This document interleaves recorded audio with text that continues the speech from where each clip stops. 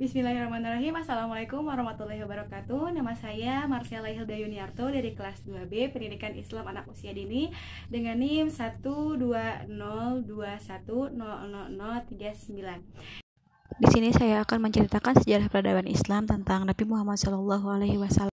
Nabi kita yang mulia adalah Nabi Muhammad SAW. Beliau diutus oleh Allah sebagai Rasulullah kepada seluruh manusia. Nabi Muhammad datang dengan membawa ajaran agama Islam sebagai satu-satunya agama wahyu yang diturunkan oleh Allah. Beliau berasal dari bangsa Arab dan suku Quraisy yang merupakan suku paling terhormat di Makkah Al-Mukarramah. Garis nasab beliau bersambung sampai ke Nabi Ibrahim alaihissalam. Artinya beliau merupakan cucu atau keturunan dari Nabi Ismail bin Ibrahim alaihissalam. Ayahnya bernama Abdullah bin Abdul Muthalib bin Hashim bin Abdi Manaf bin Qusay bin Kilab, sedangkan ibundanya bernama Aminah binti Wahab bin Abdi Manaf bin Zuhra bin Kilab. Dengan demikian nasab ayah dan ibunya Nabi bertemu pada kakek buyut yang kelima. Kelahiran pada masa kecil. Nabi Muhammad SAW lahir pada hari Senin tanggal 12 Rabiul Awal pada tahun Gajah yang bertepatan dengan tahun 570 Masehi. Tahun kelahiran beliau disebut tahun Gajah karena tahun itu terjadi peristiwa penyerang Ka'bah oleh pasukan gajah yang dipimpin oleh Abraha dari Yaman. Ayahnya Abdullah bin Abdul Muthalib meninggal dunia pada usia 18 tahun saat Nabi berada dalam kandungan. Abdullah dimakamkan di Yasrib atau nama Madinah sebelum Islam.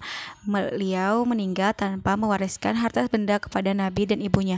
Pada masa kecilnya, Nabi Muhammad disusui oleh Suwaibah al-Aslamiyah dan Halimah Asyadiyah. Suwaibah merupakan hamba sahaya milik paman Nabi, Abu Lahab. Nabi tumbuh dalam asuhan Halimah hingga menginjak usia 4 tahun. Pada usia 6 tahun, Nabi ditinggal wafat oleh ibunya. Ibunya Aminah meninggal dunia dalam perjalanan dari Madinah bersama Nabi untuk berziarah ke kuburan ayahnya. Aminah dikuburkan di Abwa, daerah antara Mekah dan Madinah. Sepeninggal ibunya, Nabi diasuh Ummu Aiman yang merupakan pembantu ibunda Nabi. Selanjutnya Nabi diasuh oleh pelihara oleh kakeknya, Abdullah Muthalib bin Hashim. Abdul Muthalib sangat mencintai Nabi melebihi kecintaan kepada anak-anaknya. Namun 2 tahun kemudian atau saat Nabi berumur 8 tahun kakeknya meninggal dunia. Sepeninggalan sang kakek, Nabi diasuh oleh pamannya Abu Thalib. Abu Thalib adalah ayah dari sahabat yang mulia, Khalifah keempat Ali bin Abi Thalib. Abu Thalib termasuk seorang yang kafir, namun ia mendapatkan kekuasaan rezeki semenjak memelihara dan mengasuh Nabi. Menggembala kambing dan berdagang. Pada masa remaja, Nabi bekerja sebagai pengembala kambing dan berdagang. Pada usia 9 tahun, beliau melakukan perjalanan dagang ke Syam bersama pamannya Abu Thalib. Ketika mendekat daerah Bushra, beliau bertemu pendeta Bahira.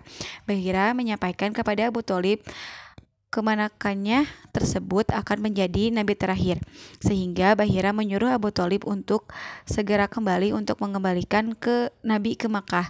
Dia mengkhawatirkan ada musuh yang mengintai dan mencelakai Nabi. Memasuki usia 25 tahun, Nabi kembali melakukan perjalanan dagang ke Syam untuk yang kedua kalinya. Kali ini ia menjualkan barang dagangan milik Sayyidah Khadijah. Khadijah binti Khuwailid adalah seorang saudagar terhormat dan kaya raya. Beliau memilih bekerja dengan Muhammad karena beliau mendengar kabar tentang kejujuran dan akhlak mulia yang dimiliki oleh Nabi. Perjalanan dagang ini beliau dilakukan bersama pegawai Khadijah yang bernama Maisaroh. Mereka kembali dengan membawa hasil berupa keuntungan yang besar. Selang 2 bulan setelah kembali dari perjalanan dagang ini, Nabi dilamar oleh Khadijah. Usia Nabi ketika menikah adalah 25 tahun, sedangkan Siti Khadijah 40 tahun. Ikut serta dalam renovasi Ka'bah. Pada saat beliau berusia 35 tahun, orang-orang Quraisy berenovasi atau membangun kembali Ka'bah. Nabi ikut serta dalam kerja bakti membangun kembali Ka'bah.